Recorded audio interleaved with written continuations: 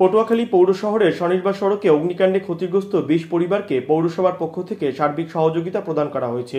মঙ্গলবার রাতে পৌর প্রশাসক জুয়েল রানার নেতৃত্বে স্বনির্ভর সড়কে ক্ষতিগ্রস্ত পরিবারগুলোকে নগদ ৫,০০০ টাকা, কম্বল, শুকনো খাবার এবং বিশুদ্ধ খাবার পানি সরবরাহ করা হয়।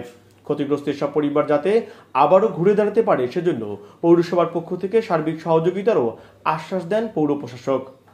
সহায়তা প্রদানকালে পটুয়াখালী পৌরসভার পৌর নির্বাহী কর্মকর্তা মাসুম বিল্লাহ, সহকারী প্রকৌশলী এইচ.এম. সোলাইমান সহ পৌরসভার বিভিন্ন পর্যায়ের কর্মকর্তা কর্মচারীরা উপস্থিত ছিলেন।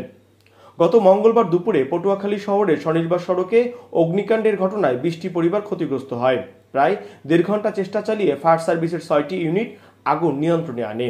এ ঘটনায় পটুয়াখালী জেলা প্রশাসনের পক্ষ থেকে একটি তদন্ত কমিটি গঠন করা হয়েছে। কমিটি আগামী ৩ কার্যদিবসের মধ্যে প্রতিবেদন দাখিল করবে।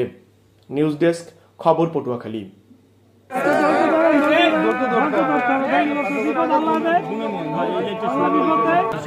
আপনারা অবগত আছেন যে আজকে বেলা ১টা থেকে ২টার ভিতরে এই যে একটা দুর্ঘটনা হয়েছে, এখানে প্রায় ২০টা পরিবার ক্ষতিগ্রস্ত হয়েছে।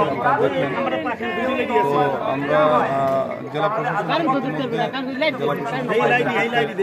বেশ কিছু আর্থিক ও শুকনো খাবার দিয়েছে। এটা পৌরসভার প্রশাসক হিসেবে পৌরসভা থেকে প্রত্যেককে এখানে ২০টা পরিবার আপাতত ৫,০০০ টাকা করে ১ লক্ষ টাকা বিতরণ করলাম নগদ।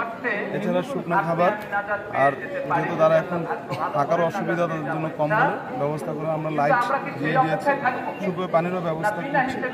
আর সহানুভূতি জানালাম, এটা বড় একটা দুর্ঘটনা, তারা হয়তো আবার ইনশাল্লাহ কামবে, তাদের জন্য দোয়া থাকবে। কোনো তদন্ত কমিটি বা কোনো পদক্ষেপ মধ্যে জেলা প্রশাসক স্যার ৩ সদস্য কমিটি গঠন করেছেন, আমি জানতে পেরেছি।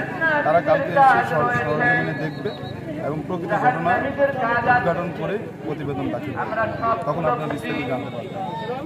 সফট বাইট কেক, আপনার আনন্দ উদযাপনে অংশীদারিত্ব থাকবে আমাদেরও। প্রতিটি বাইট থাকবে স্মরণীয় হয়ে। সফট বাইট কেক, সবুজবাগ মোড়, পটুয়াখালী।